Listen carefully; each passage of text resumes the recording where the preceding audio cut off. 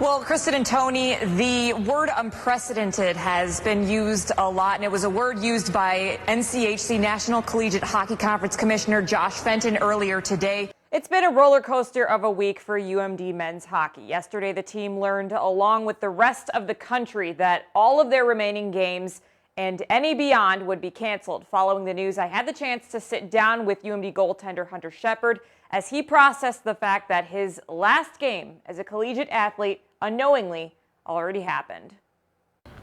That is just a weird situation. There's nothing in a handbook or manual that can tell you how to, play out the situation, and that just kind of is going to be what it is, kind of an asterisk by 2020 for the NCAA tournament. Just kind of got to leave it at that, I guess. The COVID-19 pandemic has greatly limited access to simple things that athletes need in their everyday lives to stay in shape for their sport. Ice rinks are no longer open to the public. Weight rooms have been shut down.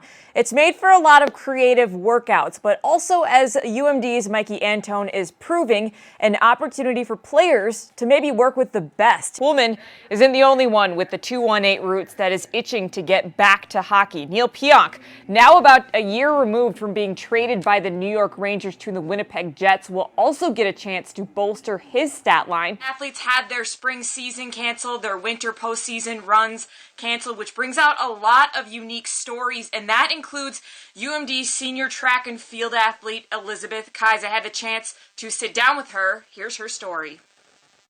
For me personally, it's been really hard. Although UMD senior Elizabeth Kais was planning to redshirt her senior season of track, the halting of the world due to the COVID-19 pandemic has halted a lot more.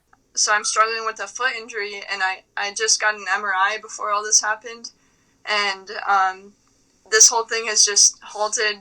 Finding out what's wrong with my foot, the results, getting treatment. I was supposed to see a rheumatologist.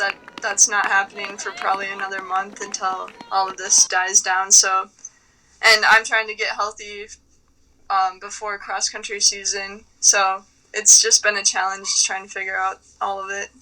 Now it's just about playing the waiting game and getting healthy any way she can. I like to stay in routine, so I just get a workout in, and then it's a lot of homework. It almost seems like I'm doing more school now than I was when we had in-person sessions and courses. Kais also pitches in around her dad's farm collecting maple syrup as a workout. She's also been adamant about staying in touch with her track family. It's been really hard. I've just been trying to keep everyone motivated. Being like a senior and a captain on the team, you just got to put a smile on your face even if you're frustrated. Especially the seniors, who will likely never run collegiate track again.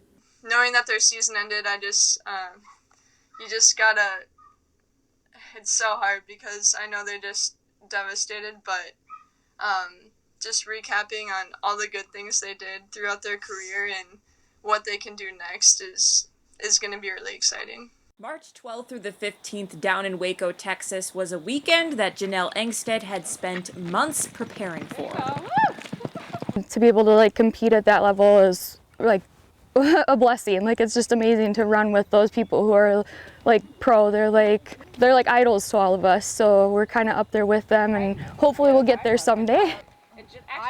Engstead was one of hundreds of riders competing at the Elite Extravaganza barrel race competitions right before the world stopped due to the COVID-19 pandemic. That was our last race before the virus hit, and we're itching to get back into it. So we've just been riding and practicing at the farm, and hopefully they start back up and we can compete again.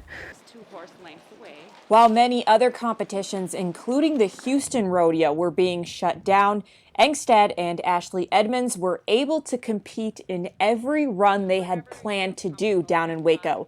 It was on the way back that they learned that the sport they loved was going to look a lot different. We were all ready to take on the year and continue racing, and we had races planned that were literally the following weekend. So with races on hold at the moment, what do Janelle, Ashley, and her sister Kylie do? Well, luckily for them, Town Line Farms in Cloquet, where the three ride, and Janelle's mom is the owner, is one of the few places that is able to stay open during the pandemic. We've been practicing doing new stuff and just getting our riding better and performing better. Townline Farms is able to stay open under the governor's stay-at-home order, as agriculture is considered to be an essential service.